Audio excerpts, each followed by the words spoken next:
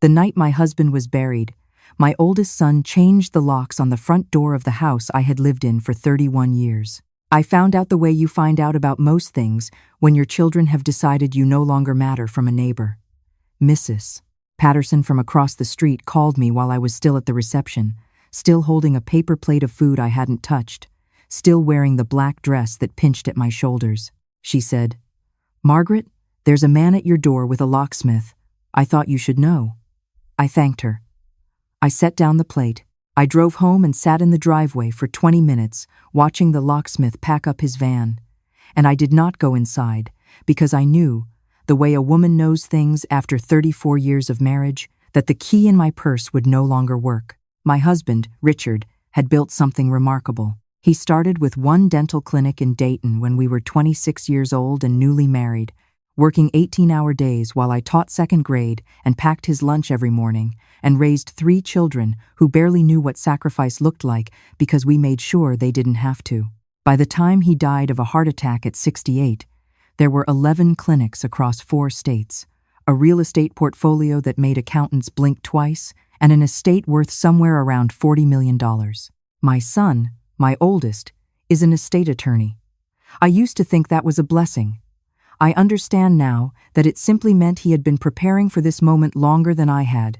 The will was read 4 days after the funeral. I sat in the lawyer's office in a chair that was too soft, between my daughter on my left and my younger son on my right, and I listened to a document that my husband had apparently revised 18 months before his death without mentioning it to me once. The clinics went into a family trust managed by my oldest son.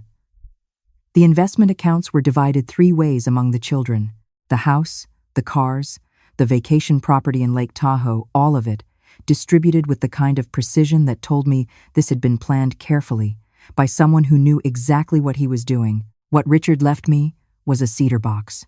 It was sitting on the lawyer's desk when I walked in, about the size of a shoebox, dark reddish wood with brass hinges and a small brass lock on the front. There was a handwritten note taped to the top in Richard's handwriting. I would recognize it anywhere. That slightly leftward slant he'd had since college. The note said, "For Margaret, open on our 40th anniversary. Not before. Our 40th anniversary was 14 months away." My daughter leaned over and looked at it. "What is it?" "I don't know," I said. "What's in it?" "I don't know, sweetheart. Did he leave you anything else?" I looked at the lawyer. The lawyer looked at his papers. And in that silence, I had my answer. My son, my oldest, my firstborn, the boy I had rocked through ear infections and driven to every Little League game for 6 years, cleared his throat and said, "Mom, we should talk about practical arrangements." Practical arrangements. That was the phrase he used. The practical arrangements were these. I had 30 days to vacate the family home, which now belonged to the trust. He said, being generous with the timeline. I would receive $3,000 a month from the estate, a figure he presented as though he were doing me a kindness for basic living expenses. I had my teacher's pension, which was modest. I had my Social Security. I had the cedar box, which was locked, and a key that Richard had supposedly left with the lawyer, sealed in an envelope marked with the same anniversary date. The envelope was not to be opened early. The lawyer was very clear about that. Richard had structured it so that the key would be released to me on that specific date and not 1 day before. He had been, the lawyer said, with what I can only describe as inappropriate admiration, extremely thorough. My children did not hug me when we left that office. My daughter squeezed my arm. My younger son said he'd call me later. He did not call me later. My oldest walked to his car without looking back. I carried the cedar box to my car with both hands.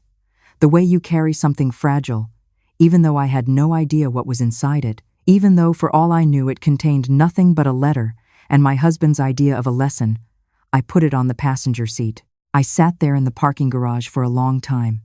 Then I drove to the house that was no longer mine and started putting my life into boxes. I want to be honest about those first months because I think it matters. I was not helpless. I had been a teacher for 22 years. I was not a woman who had never worked or never managed anything.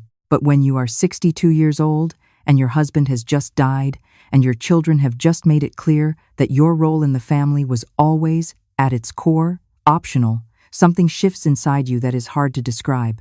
It is not grief exactly, though there is grief.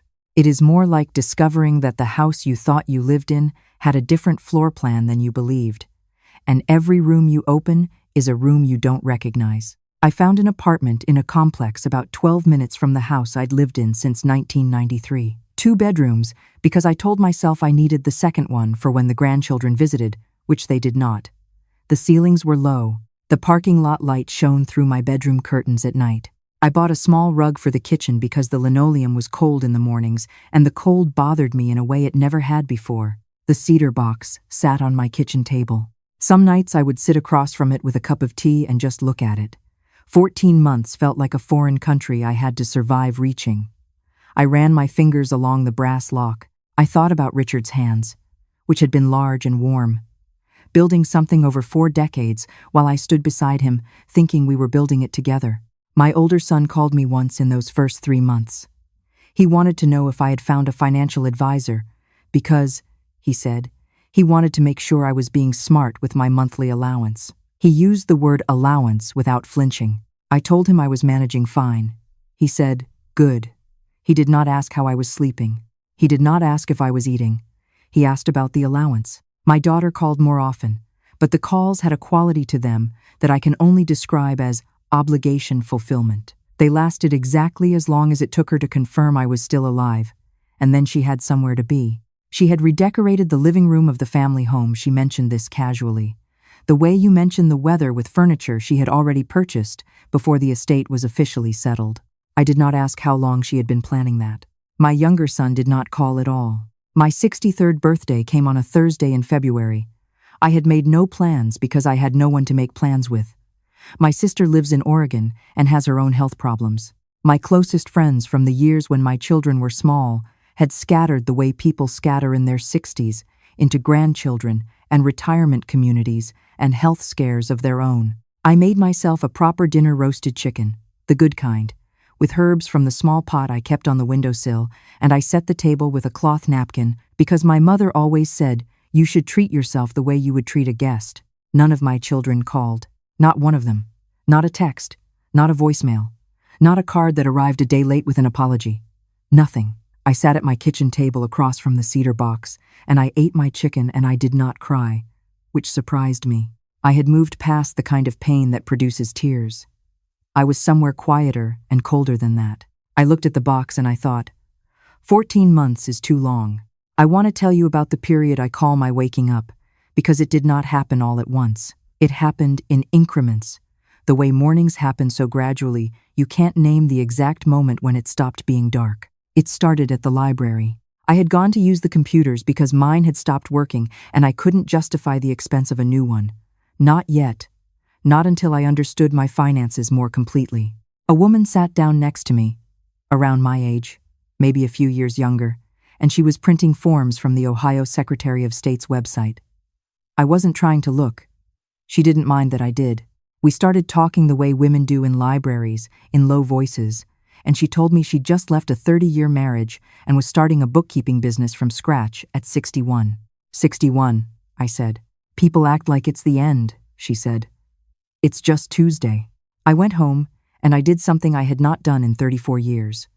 I updated my resume. It turned out there is enormous demand for substitute teachers, especially experienced ones, especially ones willing to work in the early elementary grades that younger subs avoid. I started working again within 3 weeks. It did not make me wealthy. It made me, for the first time in a long time, feel like someone with a purpose that belonged to me alone, that no one had given me and no one could take away. I started keeping a notebook.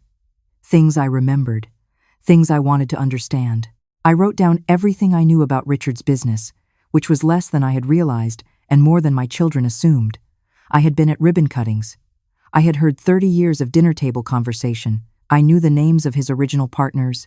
I knew the name of his attorney, not the estate attorney who had handled the will, but the one Richard had worked with for years, the one who had helped him structure the original clinic partnerships. His name was Franklin, and Richard had always called him the most careful man he'd ever met. I called Franklin's office on a Tuesday morning in April. His receptionist asked me what it was regarding. I said I was Richard's wife, and I had a few questions about the business history. There was a pause. Then she said, "Mr. Franklin had been expecting to hear from me eventually, and would Thursday work. I want to tell you what Franklin told me, but I need to first tell you what was happening with my children, because the two things arrived in my life at almost the same time, and I think you need both to understand the whole picture. My older son had always been the ambitious one, and ambition without wisdom is a kind of hunger that eats its host. He had taken control of the clinic trust with total confidence and almost immediate results, none of them good. He had pushed out two of the senior dentists who had been with Richard for 15 years, men who actually knew how to run a dental practice, in favor of a management structure that looked impressive in a presentation and functioned terribly in an exam room. Patient satisfaction dropped. Staff turnover spiked. By the spring after Richard's death, two of the clinics had lost their primary dentists with no replacements lined up. My daughter, who had given herself the title of marketing director, had spent a significant portion of the trust's operating budget on a rebranding campaign for a dental clinic chain that, in her words, needed a fresher identity. The logo was now teal. This had cost more than I will say here. It had generated no new patients. My younger son had, as far as I could determine from the things his children told me on the rare occasions I saw them, used his share of the investment accounts to back a friend's restaurant that closed in under 5 months. None of them talked to me about any of this. I learned most of it from the woman who had been Richard's office manager for 17 years, a quiet, steady person who sent me a Christmas card every year and who had called me after the will, reading to say, simply, that she was sorry for how things had gone. We had coffee in March and she told me, gently but completely, what she was watching happen inside the business. "He loved those clinics," she said. "He really did." "I know," I said. "He used to talk about what he wanted them to be after he was gone." I looked at her. "What did he want them to be?" She looked back at me steadily. "He wanted them to be yours." Thursday came. I drove to Franklin's office, which was on the 14th floor of a building downtown that Richard had taken me to exactly once, for a Christmas party in 2011. Franklin was in his 70s, with white hair and the measured calm of someone who has spent his career making sure nothing important gets missed. He shook my hand. He offered me coffee. He sat down across from me and folded his hands on the desk and said, "Mrs. Hartley, I have been waiting a considerable time for this conversation." I said, "Tell me what I don't know." And he did. 12 years ago, Richard had come to Franklin with a concern. He had been watching his children for a long time. By that point, they were adults, they were making their choices, and what he saw troubled him. He saw appetite without discipline. He saw inheritance already being spent in their minds before he was gone. He had spoken to me about his worries, in the vague way that Richard spoke about things that pained him, and I had said what I believed, that they would grow into responsibility when responsibility was required of them. Richard had listened to me. He had also, quietly, done something else. He had created a separate holding company 12 years ago. It held the real estate, the actual properties, the land and buildings that all 11 clinics sat on. The clinics themselves were valuable. The real estate beneath them was the foundation of everything. Without those properties, the trust my son controlled was a business operation with no permanent place to operate. Richard had transferred ownership of that holding company slowly and carefully over the course of a decade to me. I was the sole owner of the ground beneath every clinic my son believed he controlled. I sat in Franklin's office and I held very still while he explained the rest of it. The leases, the terms, the options, the degree to which the clinic trust was, at this point, a tenant in properties it did not own and could not acquire without my agreement. Franklin had followed Richard's instructions precisely. Say nothing until contacted. Wait for Margaret. Trust Margaret to find her way here. He believed you would, Franklin said. He said you were the most patient person he had ever known. He said you would figure it out. I thought about the cedar box on my kitchen table. I thought about Richard's handwriting on the note. Open on our 40th anniversary. Not before. The box, I said. Franklin nodded. There is documentation inside that mirrors everything I've described. He wanted you to have it in your own hands, from him directly, in his own words. The anniversary date was, I believe, his way of giving you time. Time for what? Time to see what they would do with it, Franklin said quietly, and time to decide what you wanted to do in return. I drove home in a way I can only describe as altered. The city looked different. The light looked different. I had spent 14 months believing I was waiting for a box to open, and I understood now that the box had never been the thing I was waiting for. I had been waiting for myself. I called a lawyer that week, not the one who had handled the estate someone Franklin recommended, a woman named Diane who specialized in business litigation and who had, according to Franklin, a talent for clarity. We met on a Friday afternoon, and I spread everything on her conference table, and she read in silence for a long time. "Your children don't know about this holding company," she said. It was not a question. "No," I said. "Richard kept it separate. Different name, different books. And the clinic trust is currently operating under lease agreements with this holding company." "Yes," she looked up at me. "Mrs. Hartley, you understand what this means. Tell me your version," I said. "It means that at any point, you could renegotiate those leases. You could change the terms.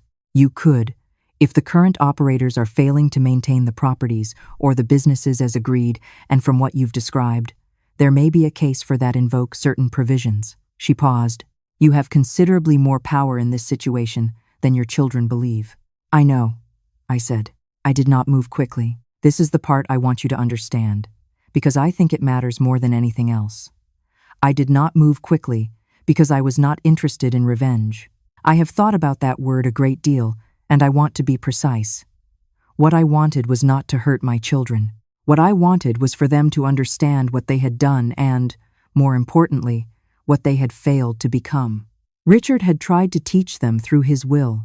I thought perhaps there was a gentler way, or at least a more direct one. I called a meeting. I sent a formal letter. Diane helped me draft it, requesting that all 3 of my children and their legal representatives meet with me at Franklin's office on a date in October, which happened to be 3 weeks before what would have been Richard's and my 40th anniversary. I did not tell them what the meeting was about. My older son called me immediately and said, "Mom, what is this?" in a tone he had learned from 30 years of courtrooms. I said, "I'll explain everything at the meeting." He tried to push further. I said, "I'll see you there." Pand hung up. They came. Of course they came. They were lawyers and business people, and they knew a formal letter from Franklin's office meant something they needed to understand. My older son wore the expression he puts on when he is trying to project confidence. My daughter kept checking her phone and then making a show of putting it away. My younger son looked, for the first time I could remember, genuinely uncertain. I sat at the head of the table. Franklin sat to my right. Diane sat to my left. I had not planned a speech. I had thought about making one, and then decided that wasn't who I wanted to be in this room. I simply told them the truth, the same way Franklin had told it to me, steadily and completely. I told them about the holding company. I told them about the properties. I showed them the documents. I watched their faces change. My older son went pale first. Then a particular shade of red I had not seen since he was 9 years old and had broken a neighbor's window with a baseball and tried to hide it. My daughter's phone stopped mattering. My younger son said, "How long have you known?" "Long enough," I said. "Why didn't you say something sooner?" My older son said, and he actually sounded angry, which struck me as remarkable. "Because," I said, "I wanted to see what you would do. Your father wanted to see what you would do. He left you something, and I needed to see how you held it." "Like this isn't fair," my daughter said. It came out small, like a child's voice, and I think she knew it as soon as she said it. "Isn't it?" I said. I wasn't harsh about it. I said it the way you ask a genuine question. There was a long silence. Outside the window, the city moved. The afternoon had that particular October light that makes everything look like a memory. My older son said, "What do you want, Mom?" And I told him. I didn't want the clinics. I didn't want to run a business at 63 years old, and Richard had never intended for me to. What I wanted was restructured. The management of the trust needed to include professionals who actually understood dental practice operations. The senior staff, who had been pushed out, were to be offered their positions back. The budget for Teal rebranding was to be considered a lesson in expensive mistakes and not repeated. The monthly figure they had assigned me was to be revisited to reflect something closer to what Richard had clearly intended for my quality of life, because the cedar box, when I finally opened it on the right date, contained not only legal documents but also a handwritten letter from Richard explaining, in his careful way, that he had not left me destitute, he had left me powerful, and he had trusted me to know the difference. I told them one more thing. I said that I was not going to use what I had as a weapon unless I had to. I said that I hoped I didn't have to. I said that what I wanted, more than anything, was for my children to become the people I knew they were capable of being, because I had raised them, and I was not ready to believe I had raised people who were simply greedy and nothing else. My daughter cried. My younger son looked at the table for a long time. My older son, my firstborn, the boy who used to climb into my bed during thunderstorms, looked at me for a long moment with something in his face that I hadn't seen in years. "I didn't think about what it was like for you," he said. "I didn't think about any of it." "I know," I said. "That was the problem. Things did not become perfect after that meeting. I want to be honest about that too. Things became, slowly and imperfectly, better. The original senior dentists came back. The operation stabilized. My monthly support was adjusted to something Richard would have recognized. I moved out of the apartment with the low ceilings into a small house with a real garden where I grow tomatoes in the summer and herbs all year round. I still substitute teach. I want to be clear that I choose to. Not because I need to, but because I like it. Because second graders are honest and loud, and they remind me that the world is enormous and full of people who are just beginning. I keep the cedar box on my bookshelf now, unlocked, with Richard's letter folded inside it. I read it sometimes. In it, he tells me that he knew, always, that I was the one who held everything together, and that he was sorry he had not found a way to show that while he was alive to say it out loud. He tells me that he left me last because he trusted me most. He tells me that he loved me every day of the 39 years we had together, and that his one regret was not being there to see me figure it out. I figured it out, Richard. I just wanted you to know. My older son came to my house in December for the first time. He brought his children, which meant that my grandchildren came inside my home and sat at my kitchen table and ate the cookies I had made, because I had made cookies just in case, the way I have always made cookies just in case, the way my own mother taught me. His youngest daughter, who is 8, climbed into my lap without asking, the way children do when they are comfortable, and stayed there for an entire hour. I am 63 years old, and I have a house with a garden and a cedar box on my bookshelf, and grandchildren who climb into my lap. I have a teacher's pension and a holding company and a letter from a man who loved me, and I have, finally, the quiet satisfaction of knowing what I am made of now that I have had occasion to find out. My husband left me a locked box in 14 months to figure out who I was without him. It turned out I was the person who owned the ground everything was built on. I always had been.